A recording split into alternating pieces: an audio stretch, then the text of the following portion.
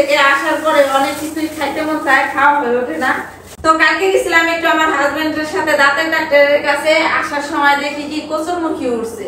পরে জিজ্ঞাসা করলাম কয় টাকা কিলো, কইছে 50 টাকা। 1 কিলো নিয়ে আসছি। আর নিয়ে আসছি এখানে এগুলো হইছে খারকনের পাতা। খারকনের পাতার ভর্তা বানামু। আর এই কচুর মুখী বলি আমরা, এই মুখী দিয়ে চিংড়ি মাছ দিয়ে রান্না করবো। ইলিশ মাছ দিয়ে রান্না করলে বেশি মজা লাগে। ইলিশ মাছ কেনার টাকা নাই, এখন ভাবলাম যে কোটাবাটো আপনাদের সাথে শেয়ার করি আর হলো রান্না করি। এখানে ছিল ফ্রিজের করলা, এগুলো কাটাকাটি করতেছি, এটাও বাইজে ফেলবো। ঘটনা হয়েছে রাত বাজে এখন 10টা, এখন রান্না করতে হয়েছি। সকালবেলা ঘুম থেকে উঠতে একটু লেট হয়, রান্না বান্না করে খাইতে কোনায় এই দিন চলে যায়, দেখি দুপুর গড়িয়ে বিকাল হয়ে যায়। তো আজকে ভাবতেছি যেহেতু রাত ধরে আমরা জাগি মোবাইল টিপি, আজকে আমি রাতে রান্না করে রাখবো। আর যারা আমার ভিডিও দেখেন স্বামীর সাথে ঝগড়া লাগে তাদেরকে বলতেছি কিছু শিখেন। মানে দিনে যদি আমি এর লাগে তর্ক করি, সারাদিনই ঝগড়া লাগে। তর্ক করি না, তারপরও ফুলে টুলে একখানে থেকে উড়াবা, তো ওটা কথা না। এখন মূল ঘটনায় আসি। সেটা হলো আমার হাজবেন্ড একজন প্রবাসী, একজন রেমিটেন্স যোদ্ধা। উনার এই বয়সে উনি নিম্নে 1/2 কোটি টাকা বাংলাদেশে পাঠাইছে রেমিটেন্স। 1/2 কোটি টাকা, 50 থেকে 60 লক্ষ টাকা এই বাংলাদেশে রেমিটেন্স পাঠাইছে। আমার স্বামীর মনে হইতেছে আমি বাংলাদেশে থাকতে পারবো না, বাঙালি কে জন্য। মানুষটা 3 মাস হয়েছে দেশে আসে, মানুষ 6 মাসের ছুটিতে আসে।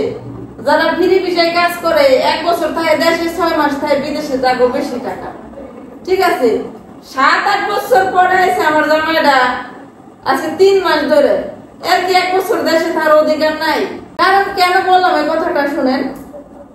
এই বলে বউয়ের কামাই খায়, 3 মাস ধরে বাড়ি এসে ছুটিতেও 6 মাস থাকে, খালি মাসে কয় বউয়ের কামাই খায়। আরে ভাই, আমার জামাইরে যদি আমি কামাই করে খাওয়াই তাও খায়, নিজের কামাই করেও খাওয়ায়। আমি যদি কামাই করে না খাওয়াই আপনি কি খাওয়াবেন? এই মানুষটা যদি 1 সপ্তাহ না খায় থাকে, আমার পরাণ করবো। আমি বিকে করে আনলেও খাওয়াবো, কষ্ট করে আনলেও খাওয়াইলি খাওয়াবো। একজন রেমিটেন্স যোদ্ধা লাখ লাখ টাকা দেশে পাঠাইছে, তাতে সমস্যা নাই। এখন 2 মাস ধরে দেশে আসছে, হে দেশেই খাওয়া করবো না।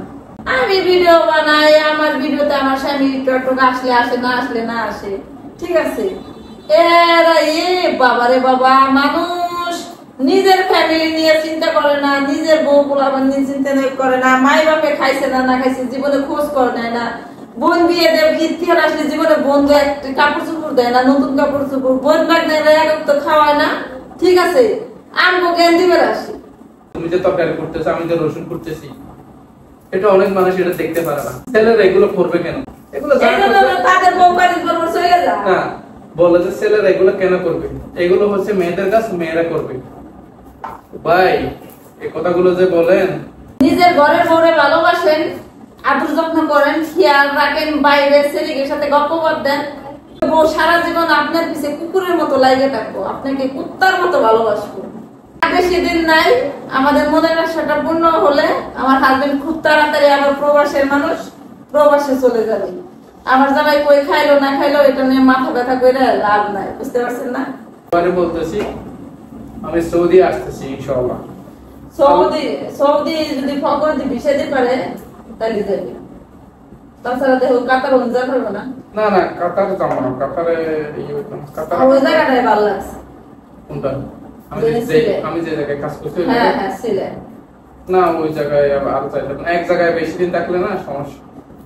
কচুর ছড়াগুলো করতে আমার একটু ভয় লাগতেছে, মনে হইতেছে অনেক শক্ত, হাত কেটে যাবে কিনা। বটি দিয়ে কাজ করি না, অনেক বছর হয়ে যায়, তারপরও ভাবতেছি না করতে হবে। তো ফ্রিজ গুছাই দেখি ফ্রিজে কি আছে, কি দিয়ে রান্না করব। চিংড়ি মাছ বের করলাম, আদা বাটা বের করলাম। এদিকে খারকনের পাতাটা বাইছে নিতেছি, একটু বাড়তি হয়ে গেছে, কখনো খারকনের পাতা ভর্তা খাওয়া হয় নাই। আর এইদিকে করলাটা চুলে দিলাম। আমি জানতামই না যে ফ্রিজে করলা আছে, হঠাৎ করে ফ্রিজ খুলে দেখি যে ফ্রিজে করলা রয়েছে। পরে ভাবলাম করলাগুলো ভাজি আর খারকনের পাতাটা একটু প্রসেস করে নেই, দেখি এইভাবে ভর্তা বানায় কেমন লাগে, কে কিভাবে ভর্তা করে খান।